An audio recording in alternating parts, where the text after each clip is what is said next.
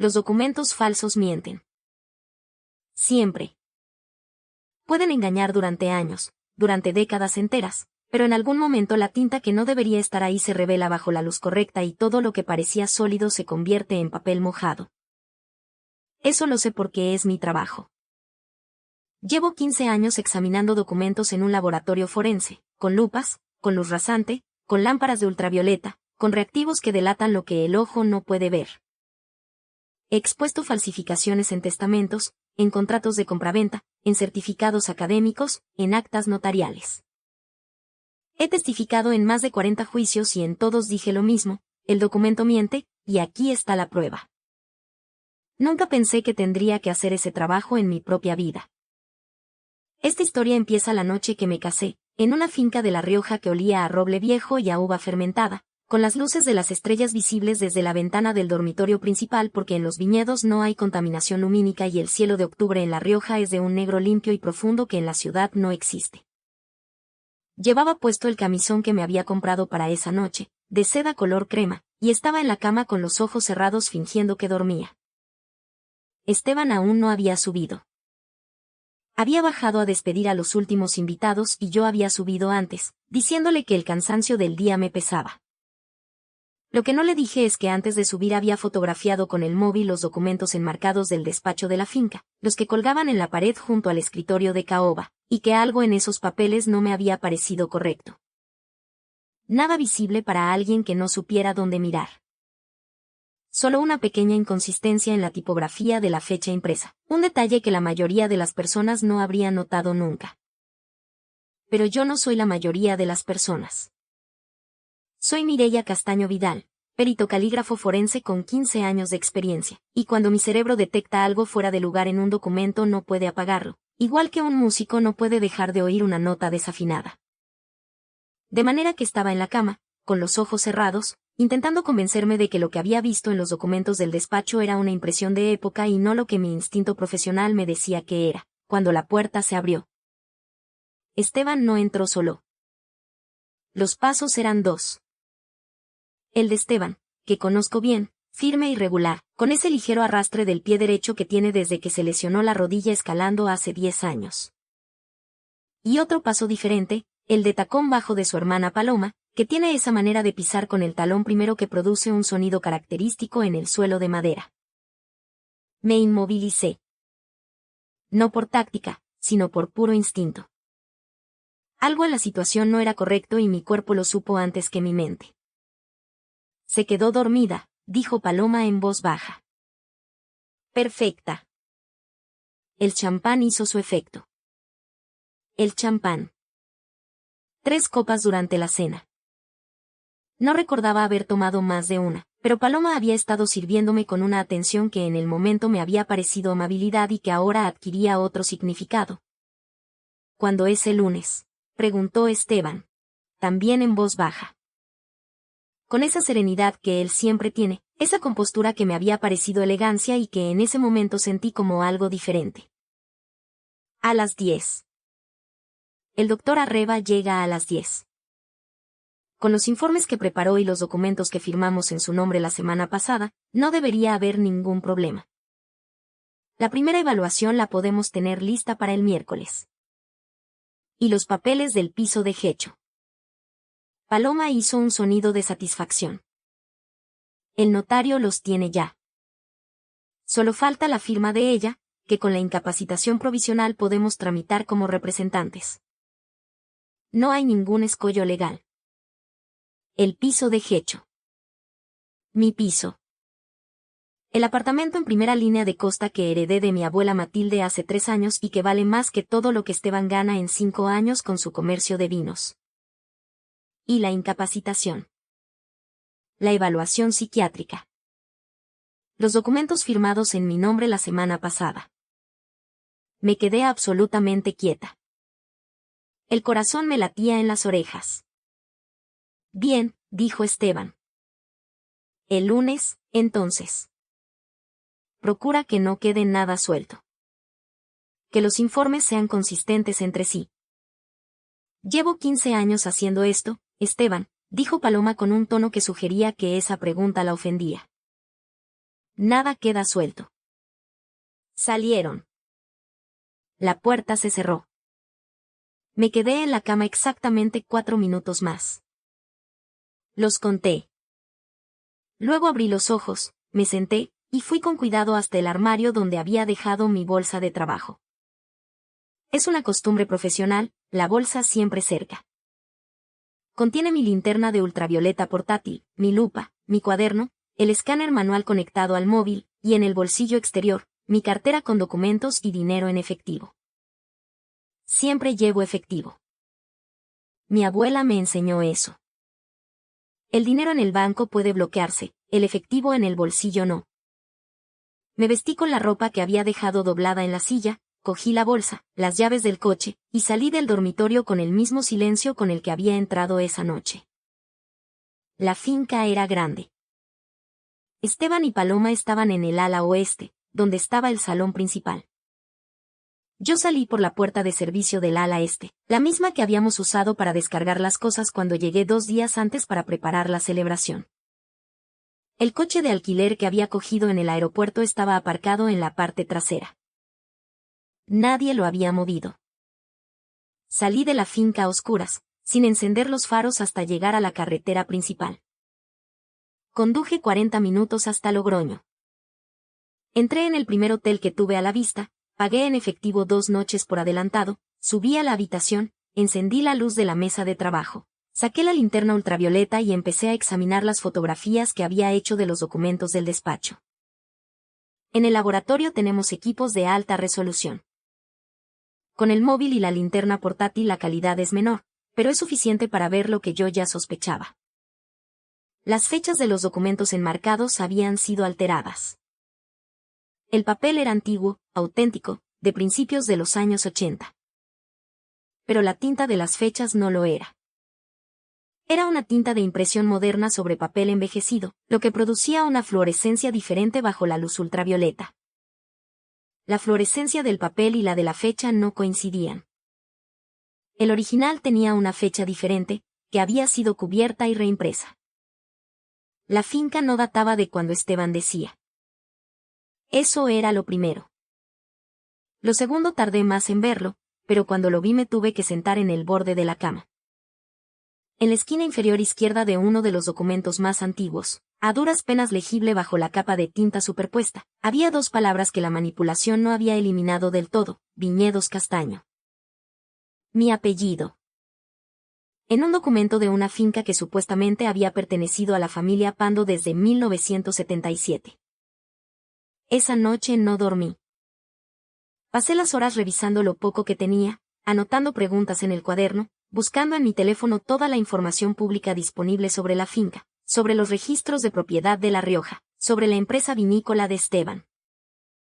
Hacia las 4 de la mañana bajé al bar del hotel, que tenía un chico somnoliento detrás de la barra que me preparó un café sin preguntar nada, y me senté en un taburete con el cuaderno abierto y fui ordenando lo que sabía.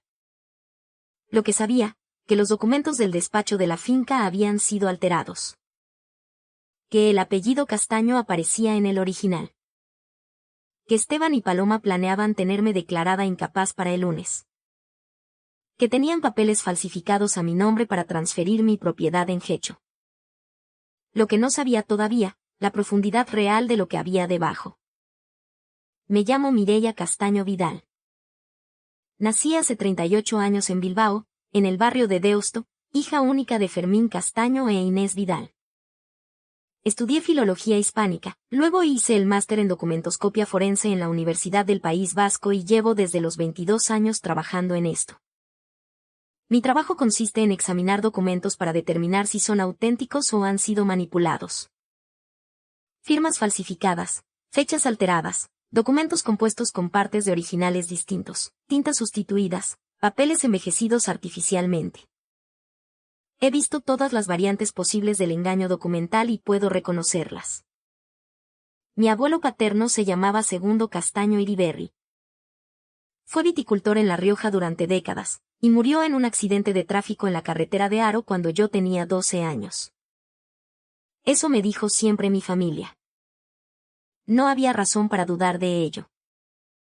Los muertos que nadie ha visto morir se convierten en historia. Y la historia de mi familia incluía que el abuelo había muerto en la carretera y que la finca que él tenía había tenido que venderse porque la abuela no pudo mantenerla sola. Eso es lo que siempre me dijeron.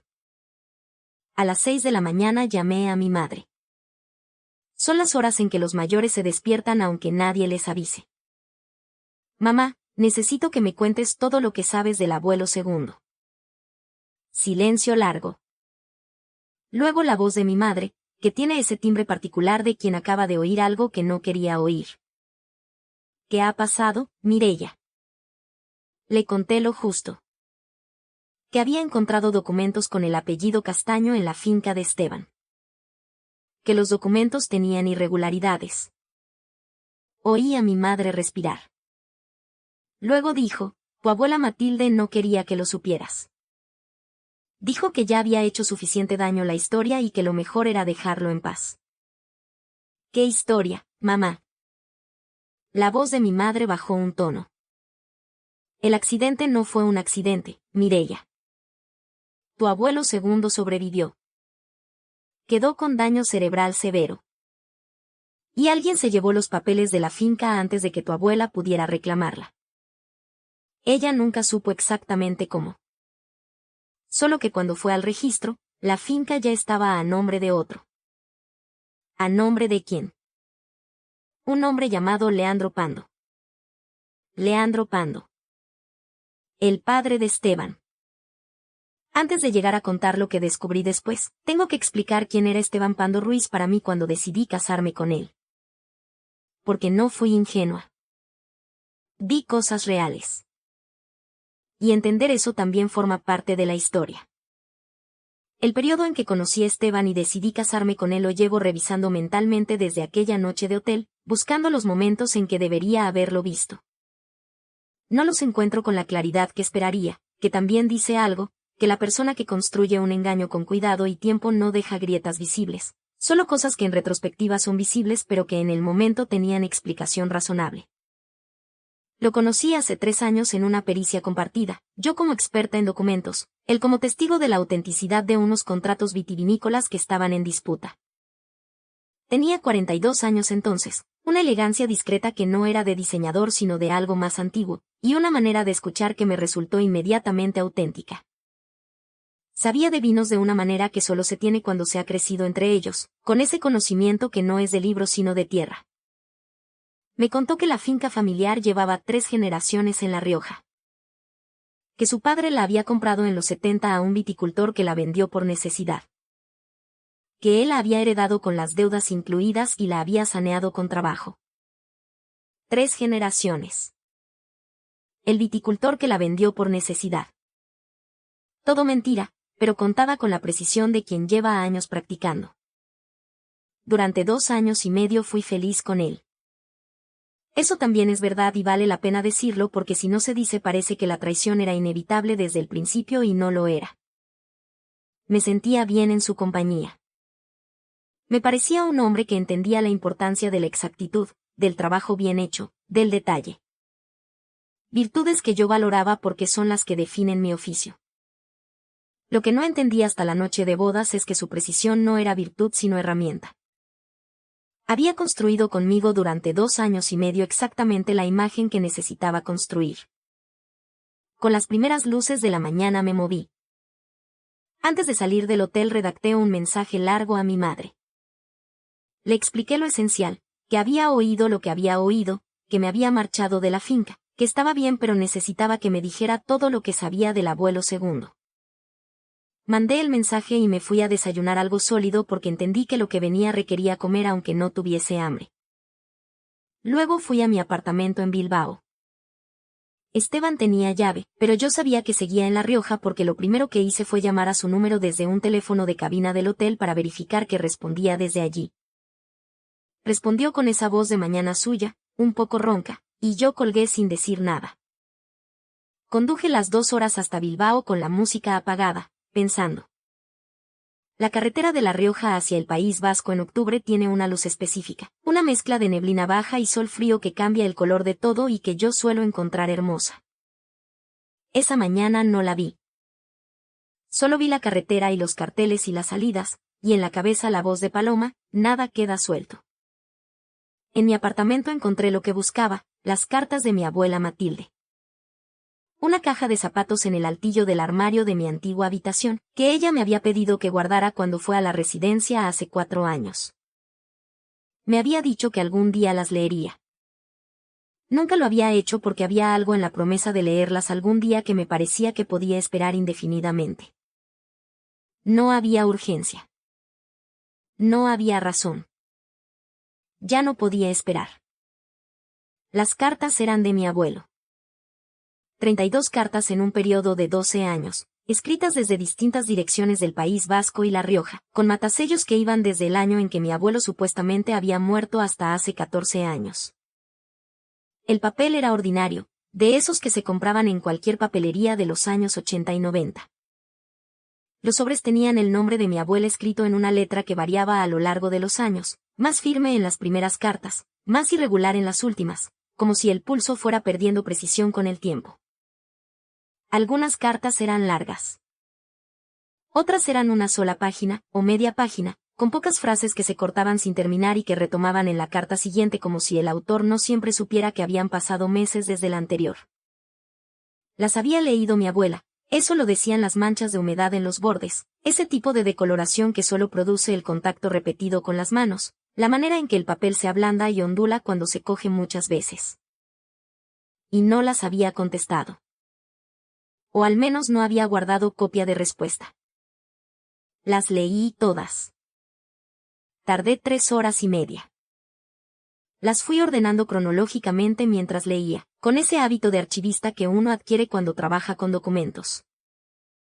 La historia que contaban era la siguiente. Mi abuelo segundo había sobrevivido al accidente de tráfico de la carretera de Haro con traumatismo craneal severo, afasia parcial y pérdida de memoria episódica.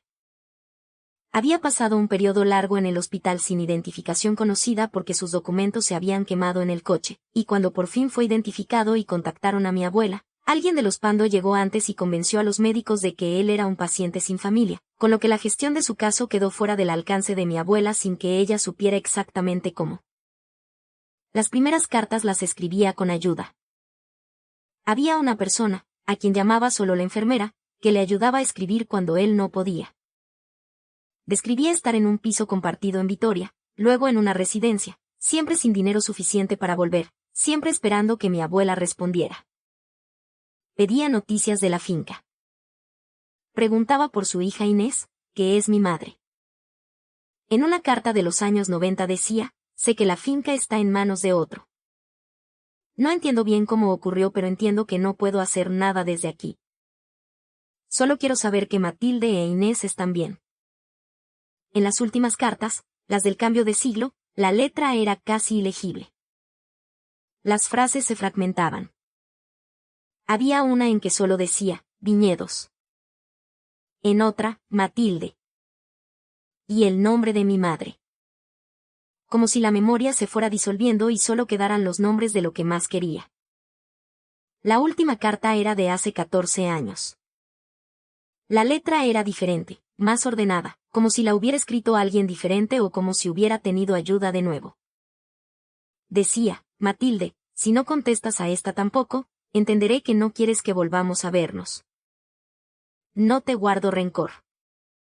Solo quería que supieras que sigo vivo y que sigo pensando en ti cada día. Mi abuela no contestó.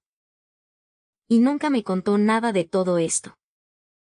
Guardé las cartas en el orden en que las había leído. Las metí en una bolsa de plástico, dentro de la caja, y añadí una nota con las fechas y los lugares mencionados. Luego me fui al baño, abrí el grifo del agua fría y estuve un rato mirándome en el espejo. La persona que me devolvía la mirada tenía ojeras y el pelo sin arreglar y los ojos de quien ha pasado sin dormir. También tenía en la cabeza una nueva cadena de preguntas que empezaba a apuntar hacia el mismo lugar. Fui a la residencia de mi abuela. El mismo día que recibí la llamada de mi madre, el mismo día que abrí la caja de las cartas, conduje hasta la residencia en Bilbao donde Matilde Iragorri de Castaño lleva 4 años. Tiene 82 años y tiene las tardes claras aunque las mañanas se le confunden. Es una diferencia que los cuidadores de la residencia conocen bien y que condicionaba cuando la visitaba cada uno. La encontré sentada junto a la ventana del salón, mirando el jardín de otoño donde quedaban todavía algunos rosales sin podar. Llevaba la bata azul que lleva siempre por las tardes, y el pelo recogido con la precisión que tiene incluso en los días menos claros, porque hay costumbres que son más profundas que la memoria. Cuando me senté a su lado y puse sobre la mesa la caja de las cartas, Matilde la miró. Un segundo. Luego me miró a mí. Y en esa mirada había algo que yo no le había visto nunca, no sorpresa, sino alivio. El alivio específico de quien lleva décadas esperando que llegue el momento de dejar de cargar algo que ya pesa demasiado. ¿Por qué no me lo contaste, abuela? Ella tardó en responder. Afuera en el jardín, un pájaro aterrizó en el borde de la fuente y se fue. Las manos de mi abuela estaban sobre la mesa, juntas, con esa postura suya que siempre tiene cuando está procesando algo importante. Tenía miedo, dijo por fin. Los Pando eran gente con dinero y con conocidos en todas partes. Tu abuelo me mandó recado, los primeros años. Que habían ido a verlo al hospital y luego a la residencia y le habían dicho que si intentaba reclamar la finca o ponerse en contacto con abogados, lo declararían incapacitado sin tutela y lo trasladarían a un centro del estado donde no habría manera de encontrarlo. Que las cartas que me mandara serían interceptadas. Pero las cartas llegaron, le dije. Mi abuela asintió muy despacio. Las dejaron llegar. Para que yo supiera que lo tenían. Para que supiera que si yo movía algo, él desaparecería. No eran prueba de que podía llegar a él. Eran prueba de que ellos sí podían. Y firmaste para protegerlo. Firmé lo que me pusieron delante, dijo. No sé bien lo que firmé porque no me lo explicaron con claridad y yo tenía una niña de 5 años y no tenía dinero para un abogado. Me dijeron que si firmaba, segundo estaría bien cuidado y nadie lo molestaría. Que la finca en sus manos estaría mejor gestionada que en las mías y que eso le garantizaba a él una pensión de la empresa para sus cuidados. Me lo presentaron como lo mejor que podía hacer por él. Guardó silencio. Luego añadió, en voz más baja, lo más terrible es que parte de mí lo creyó. Porque así es más fácil vivir con algo así. Creyendo que lo mejor que podías hacer era lo que hiciste. Paloma Pando. Que lleva 15 años haciendo esto y le dijo a Esteban que nada queda suelto. La hija de Leandro Pando, que había aprendido el oficio de su padre. Mi abuelo segundo. Si las cartas empezaron hace 26 años y la última llegó hace 14, con 70 y tantos años en ese momento, podía seguir vivo. Podía seguir en algún sitio. Chema Olaizola era un nombre que encontré en los registros notariales de La Rioja de los años 70 y 80, que están digitalizados parcialmente y son Quensaltebels a través del Colegio Notarial de La Rioja. Aparecía como notario en varias operaciones relacionadas con viñedos de la zona de Haro, incluyendo algunas con el apellido Castaño en un periodo anterior a la transferencia a los Pando. Era el único notario que había operado en la zona en esos años que seguía vivo y localizable. Y era la única persona que podía saber qué había ocurrido con los documentos originales y que no tenía ninguna razón para proteger a los Pando. Lo encontré retirado en un pueblo de 20 casas a las afueras de Santo Domingo de la Calzada, en una casa de piedra con el jardín descuidado y un huerto en la parte trasera que se notaba que alguien cuidaba con más atención que el jardín. Tenía 74 años y el aspecto de alguien que ha llevado una vida activa y se ha retirado de mala gana, todavía con el mismo ritmo, la misma precisión, pero sin el despacho donde aplicarlos. Un perro grande y gris dormía junto a la puerta de la cocina.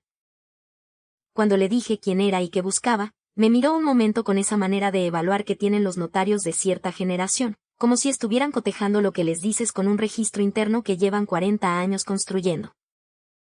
Lo que yo buscaba era la escritura original de la finca de mi abuelo.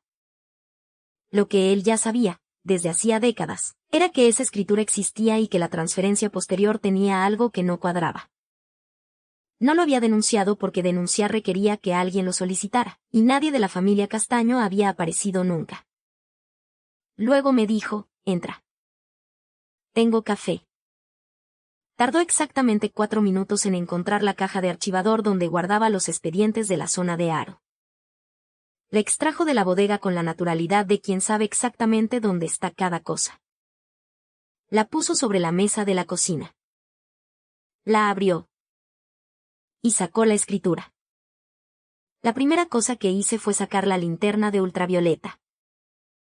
Él no dijo nada. Me dejó examinarla.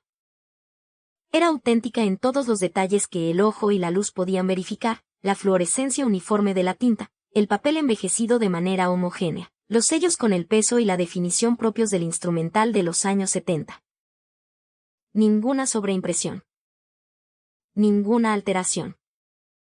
Un documento limpio. Chema me observó trabajar. Cuando terminé y apagué la linterna, dijo, lleva 40 años guardada. Quería que estuviera disponible si alguien la buscaba algún día. Chema guardaba los documentos en una caja de cartón archivada en la bodega de su casa, junto a otros expedientes de los años en que ejercía. Me dijo que cuando la transferencia se tramitó ante otro notario, a él le pareció irregular porque había operado con los Castaño durante años y sabía que la finca no estaba en condiciones de venderse. Que fue a revisar sus propios archivos y conservó copia de la escritura original de los Castaño, la del viñedo que Segundo había registrado a su nombre en 1971 y que nunca había enajenado. La escritura estaba allí. 38 folios con el papel amarillento y la tipografía de máquina de escribir de los años 70, con los sellos del registro de la propiedad de Logroño. El nombre del titular, Segundo Castaño Iriberri. La descripción de la finca, 432 hectáreas en el término municipal de Haro, incluyendo los edificios de bodega y la casa principal. 432 hectáreas. La misma finca donde yo había pasado mi noche de bodas. Chema también me dio algo más. Un número de teléfono de la residencia Larrañaga de Vitoria, que en sus notas estaba apuntado junto al nombre de Segundo Castaño con una anotación de hace 12 años, ingresado, estado estable, sin familiares registrados. Me dijo que había intentado contactar a la familia Castaño 2 veces en los años 90, cuando el caso de la finca aún tenía recorrido legal, y que no había obtenido respuesta. No supo si era porque el miedo había llegado antes que él o porque simplemente nadie contestó.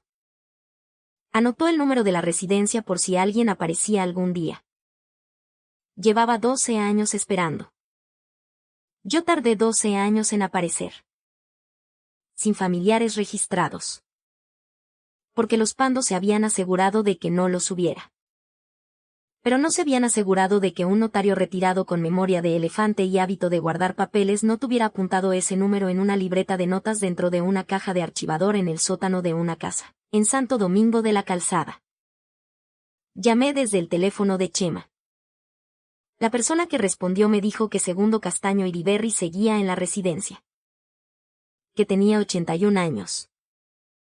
Que estaba en una fase avanzada de deterioro cognitivo pero que había periodos de lucidez. Y que, efectivamente, no tenía familiares registrados ni nadie que lo visitara. Fui a Vitoria esa tarde. El Centro Larrañaga era un edificio de ladrillo rojo en una calle tranquila del barrio de Judimendi, con un jardín interior visible desde la entrada donde había maceteros con geranios tardíos y una fuente pequeña que no funcionaba. Olía a desinfectante y a comida de mediodía y a ese calor suave específico de los edificios que mantienen la temperatura constante para personas mayores. La directora, una mujer de mi edad llamada Leire, me atendió con la cautela que es apropiada cuando alguien aparece sin previo aviso reclamando ser familiar de un paciente. Le mostré mi documento de identidad, el apellido Castaño bien visible, y le entregué una fotocopia de la carta de mi abuelo donde mencionaba a su hija Inés y su nieta pequeña Mireya. Leire la leyó con cuidado. Luego llamó a mi madre. Mi madre estuvo al teléfono 5 minutos con ella. Cuando colgó, Leire me miró con una expresión en la que había algo más que protocolo. Es la primera familiar que viene a verlo desde que está aquí, dijo. 20 años. Me llevó por un pasillo largo hasta la habitación 23. La puerta estaba entreabierta. Llamé con los nudillos antes de entrar. El hombre que estaba en la silla junto a la ventana era muy delgado. La luz de la tarde de octubre le daba de lado, blanqueando el perfil. Tenía el cabello blanco, todavía abundante y sin cortar por encima de las orejas, y los pómulos salientes de quien ha perdido mucho peso con los años, pero también de quien los tuvo marcados desde siempre. Llevaba una camiseta gris y un pantalón de chándal que eran ropa de residencia, funcional y sin personalidad. Sobre la mesa auxiliar al lado de la silla había una fotografía en un marco barato. No pude verla bien desde la puerta. Tenía los ojos de mi madre. Ese gris verdoso tan específico que en la familia Castaño todos tienen y que en la familia Vidal nadie tiene. Lo había visto toda mi vida en el espejo y nunca lo había pensado de esta manera, que esos ojos venían de alguien a quien me dijeron que estaba muerto. Abuelo, dije. Soy Mireia. La hija de Inés. El anciano me miró.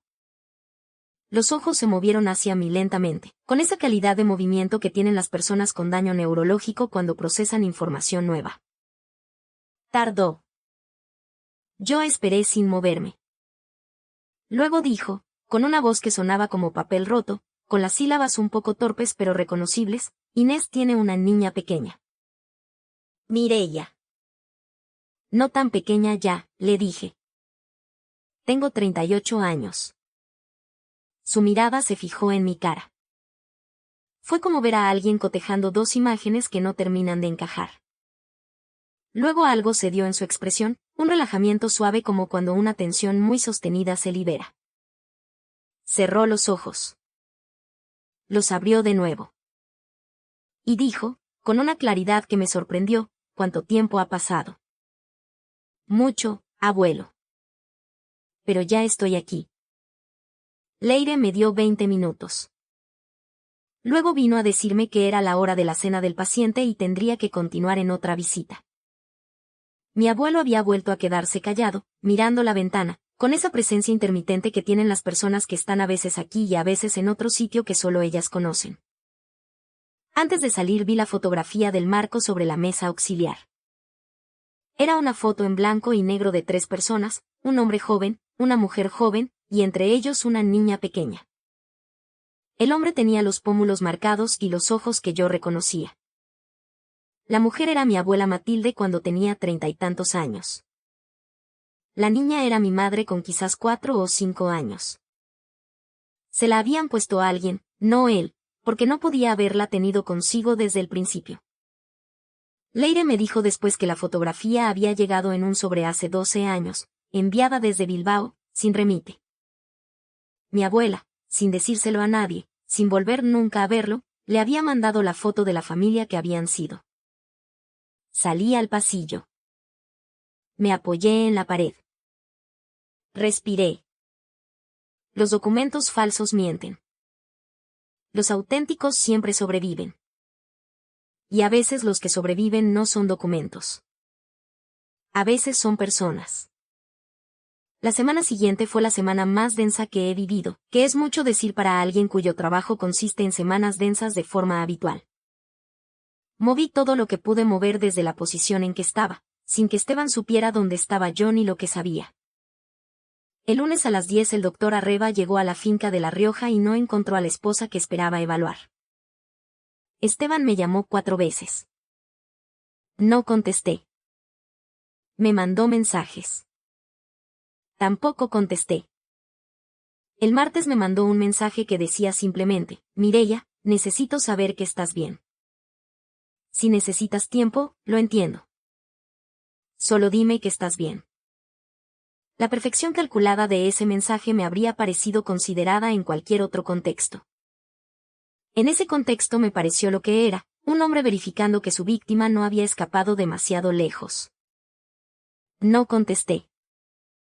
Trabajé con mi abogada, Elena Arostegui, que lleva 10 años manejando mis escasas necesidades legales y que cuando le expliqué la situación en términos claros y le puse sobre la mesa la escritura original de Chema, la copia notarial del estado actual de la finca en el registro de la propiedad, y las fotografías que había hecho de los documentos alterados del despacho, se quedó un momento callada y luego dijo, esto va a ser un procedimiento largo. Lo sé, dije. ¿Tienes algún tipo de prueba de la conversación que oíste? No. No tenía grabación. Solo mi testimonio.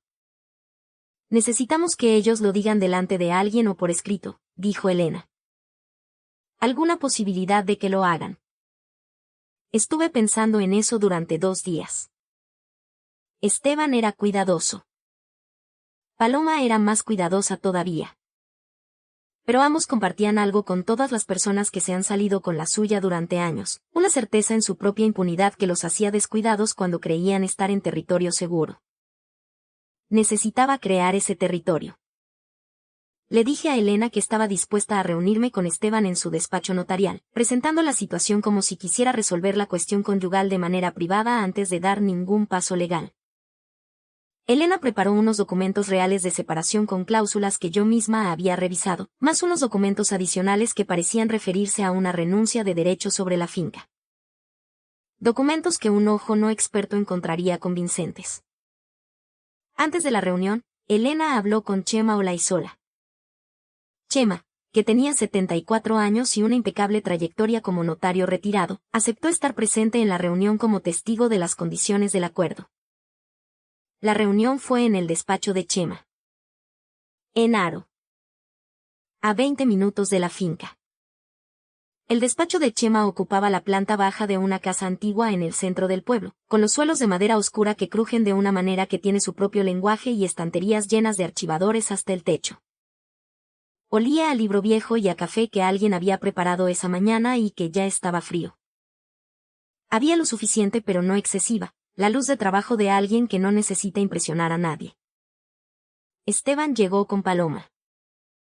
Los dos con traje oscuro, los dos con esa compostura de quien sabe que tiene las de ganar. Era la compostura de quien ha ganado en situaciones similares muchas veces antes y no tiene razón para esperar que ésta sea diferente. Nos sentamos alrededor de la mesa de reuniones. Chema estaba en el extremo, con sus manos de notario retirado apoyadas sobre la mesa, quietas. Elena a mi derecha con su carpeta abierta. Esteban me miró cuando se sentó con esa expresión suya que yo había interpretado durante años como consideración y que ahora reconocía como evaluación. Traje la linterna de ultravioleta en la bolsa. Como siempre. Nunca salgo a ninguna reunión sin ella. Costumbre de oficio. La primera media hora fue de posiciones. Esteban dijo que entendía que yo estaba confundida y afectada emocionalmente por el inicio del matrimonio. Que la evaluación del lunes había sido una malentendida iniciativa de su hermana, tomada con buena voluntad pero sin consultarle. Que él no había tenido ninguna intención de perjudicarme. La palabra buena voluntad la usó 3 veces en 15 minutos. Paloma guardó silencio.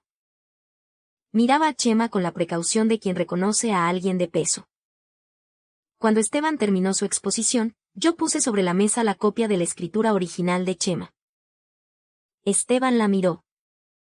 Su compostura no varió, pero vi cómo se le tensaba la mandíbula.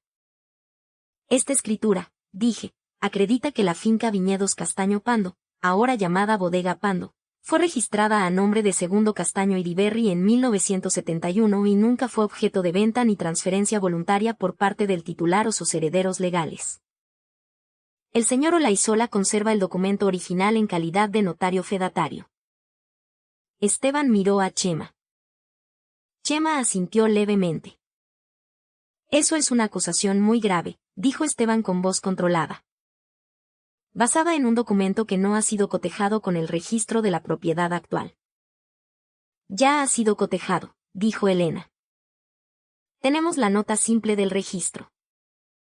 La discrepancia entre ambos documentos es el fundamento de la denuncia que presentaremos el lunes si no llegamos a un acuerdo hoy. Paloma habló por primera vez. Su voz era tranquila y tenía el tono de alguien que ha tenido esta conversación muchas veces y sabe cómo termina. Los documentos que tenemos son perfectamente válidos. Cualquier irregularidad que crea ver la señora Castaño en los originales de esta finca se debe a la antigüedad del papel y a la metodología de archivo de la época. Saqué la linterna de ultravioleta de la bolsa.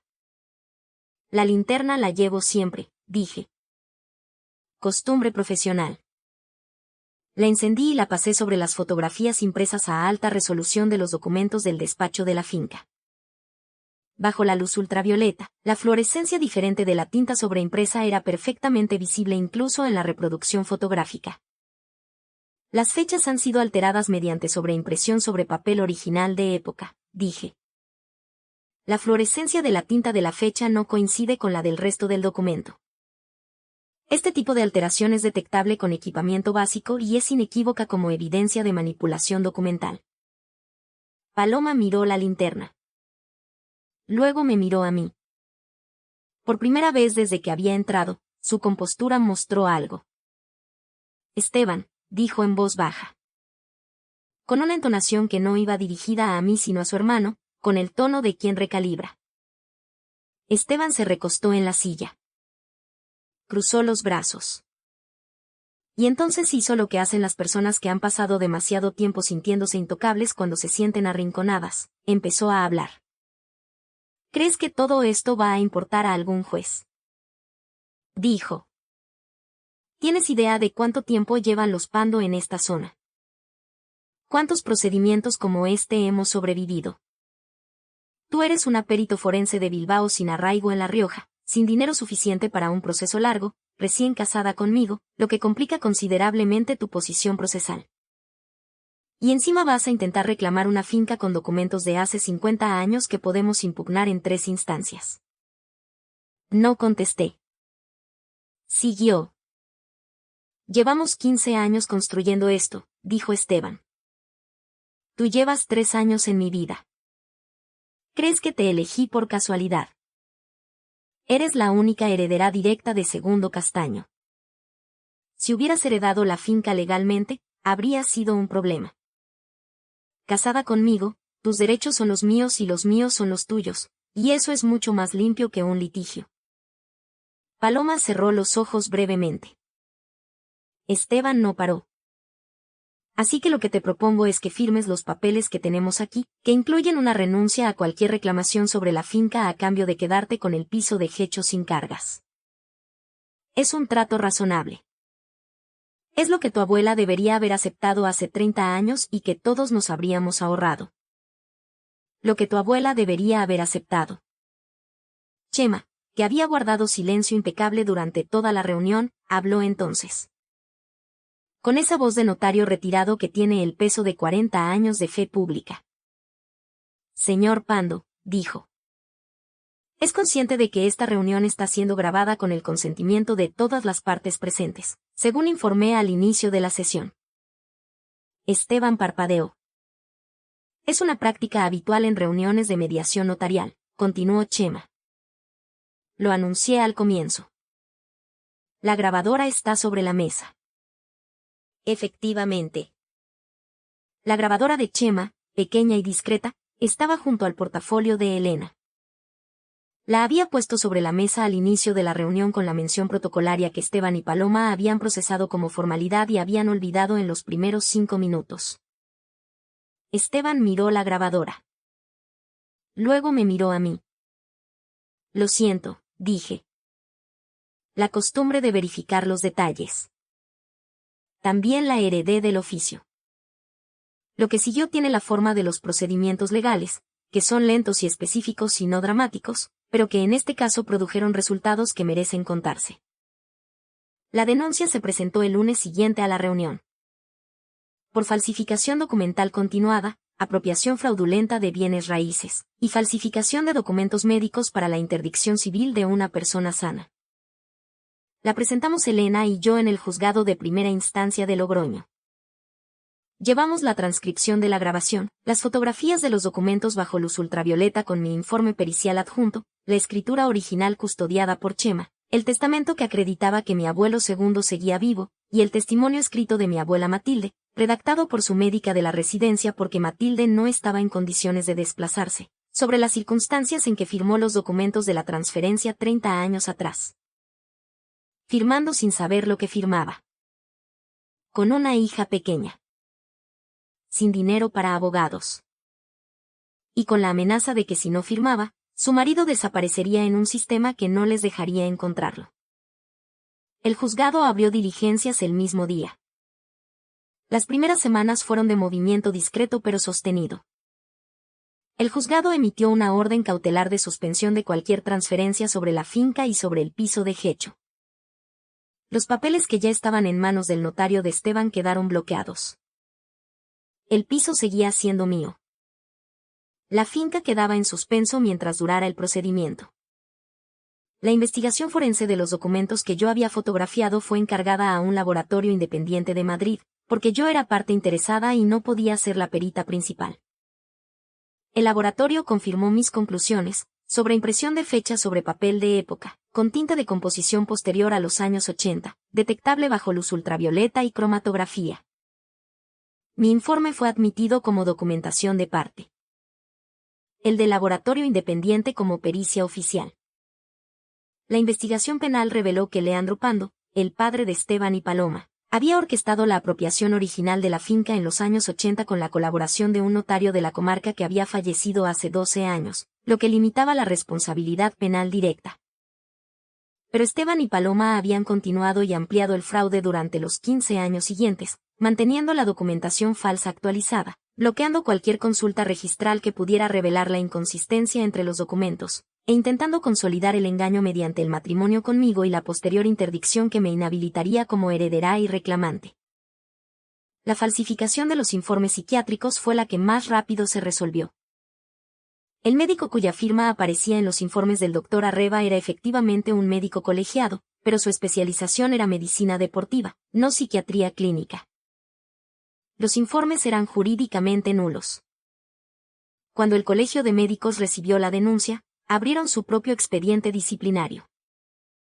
Los papeles del piso de Gecho, al estar bloqueados desde el principio del procedimiento, nunca llegaron a tramitarse. El piso seguía siendo mío. No perdí nada de lo que tenía, que fue un alivio que no desestimo. El proceso de recuperación de la finca fue más largo. Mi abuelo segundo estaba vivo pero tenía 81 años y daño neurológico severo, lo que complicaba su capacidad de actuar como parte en el proceso.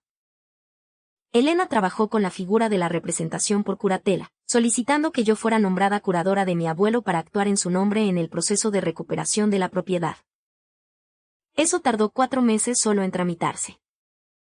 Luego vino el proceso de impugnación de la cadena de transferencias fraudulentas, que requirió rastrear cada transmisión de titularidad desde los años 80 hasta el presente. Elena trabajó con paciencia de orfebre durante todo ese tiempo. Chema declaró 3 veces como testigo experto. Yo declaré como perita forense sobre los documentos alterados y luego una segunda vez sobre el método general de detección de sobreimpresiones que había aplicado. Esteban no declaró en ninguna de las sesiones a las que fui yo. Su abogado pidió que las comparecencias se produjeran en fechas separadas, a lo que el juzgado accedió.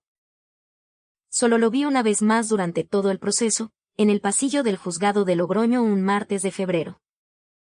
Pasó por mi lado sin mirarme. Llevaba el mismo abrigo gris que usaba cuando salíamos a cenar fuera y que yo le había visto ponerse cientos de veces. No dije nada. Él tampoco. Que es la versión adulta y jurídica de lo que había ocurrido entre nosotros. Ya no había nada que decir que no fuera papel firmado. El fallo llegó 14 meses después de la denuncia.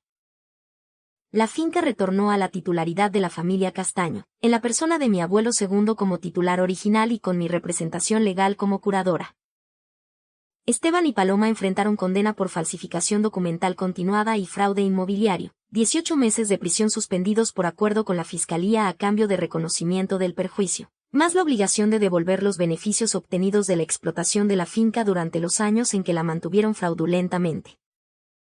Hubo un momento, en los meses del proceso, en que Esteban intentó llegar a un acuerdo extrajudicial. Su abogado contactó a Elena con una propuesta. Esteban renunciaba a cualquier reclamación sobre el piso de Gecho y sobre los bienes conyugales adquiridos durante el matrimonio, que eran mínimos porque el matrimonio había durado exactamente una noche, a cambio de que yo retirara la denuncia penal. Era una propuesta que habría resuelto la situación de la finca de manera más lenta e incierta, a través de un procedimiento civil separado, pero que habría librado a Esteban de los cargos penales. Elena me la presentó sin recomendación, que es la manera correcta de hacerlo. No, dije. Sin pensarlo más. Ya lo he pensado, dije. Los documentos falsos mienten. Lo que hicieron ellos durante 30 años, con mi abuelo, con mi abuela, con mi madre que creció sin su padre, con mi abuelo que pasó 20 años en una residencia sin familia, no se resuelve con un acuerdo civil. Se resuelve con lo que corresponde. Elena asintió y cerró la carpeta. No estuve en el juzgado cuando se leyó la sentencia. Estaba en Vitoria. Mi abuelo segundo tiene 81 años y hay días en que no sabe dónde está ni qué año es ni quién soy yo cuando entro a la habitación. Hay días en que me mira como se mira a un extraño amable y no dice nada y me siento junto a la ventana y hablo de lo que sea, de la vendimia, del tiempo, del partido que ganó la Real el domingo, y a veces se la siente como si entendiera y a veces no reacciona a nada. Pero hay otros días.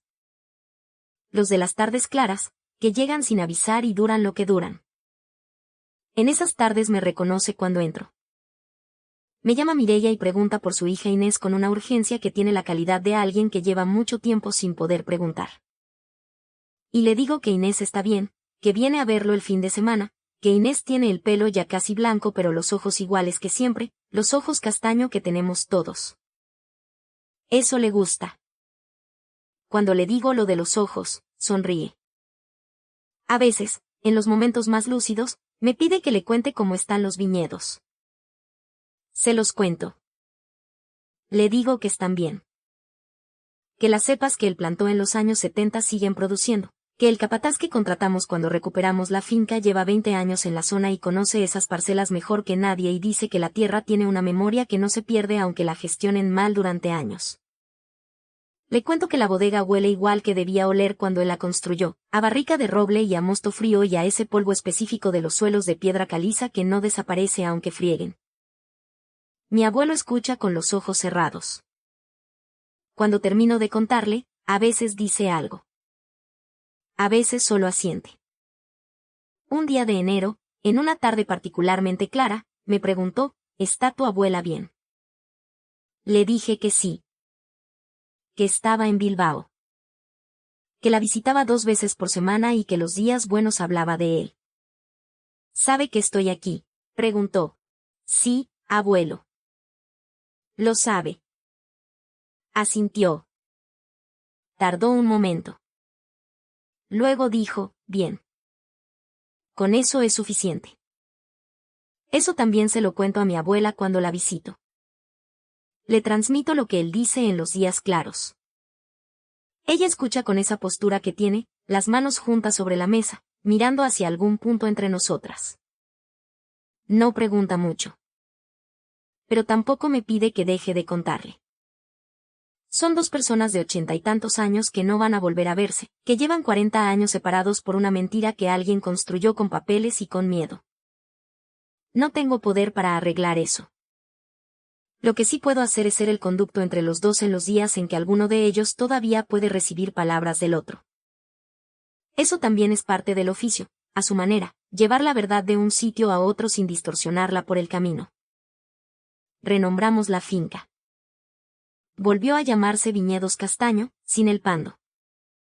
Las etiquetas de las botellas que estaban en el almacén las retiramos todas y las nuevas tienen el nombre correcto, con la tipografía que elegimos mi madre y yo de un catálogo de una imprenta de Logroño una tarde de noviembre, sentadas en la mesa de la cocina de la finca con muestras de papel extendidas entre las 2 tazas de café. Era la primera vez que mi madre estaba en ese sitio. La primera vez que Inés Castaño pisaba la finca que su padre había construido y que había pertenecido a su familia antes de que ella tuviera memoria para recordarlo. Estuvo un rato parada en el patio central, mirando los viñedos que se extendían ladera abajo hacia el río. Era noviembre y las cepas ya no tenían hojas, solo los sarmientos retorcidos que en invierno parecen leños y en primavera empiezan a verdear desde dentro. Le pregunté qué pensaba. Tardó en contestar. Luego dijo, me imaginaba que sería más grande. 432 hectáreas, dije. Se rió. Eso es grande, dijo. Pero me imaginaba que se sentiría más grande. Lo que se sentía era real, le dije. Y real es suficiente. Mi madre vino a la primera vendimia que organizamos con el nombre nuevo, en septiembre del año siguiente. Trajo a mi abuela Matilde, que tiene los días buenos y los días menos buenos, pero ese día estaba clara, con una claridad de esas que a veces tienen las personas mayores que parecen llegar de algún sitio más hondo que el presente.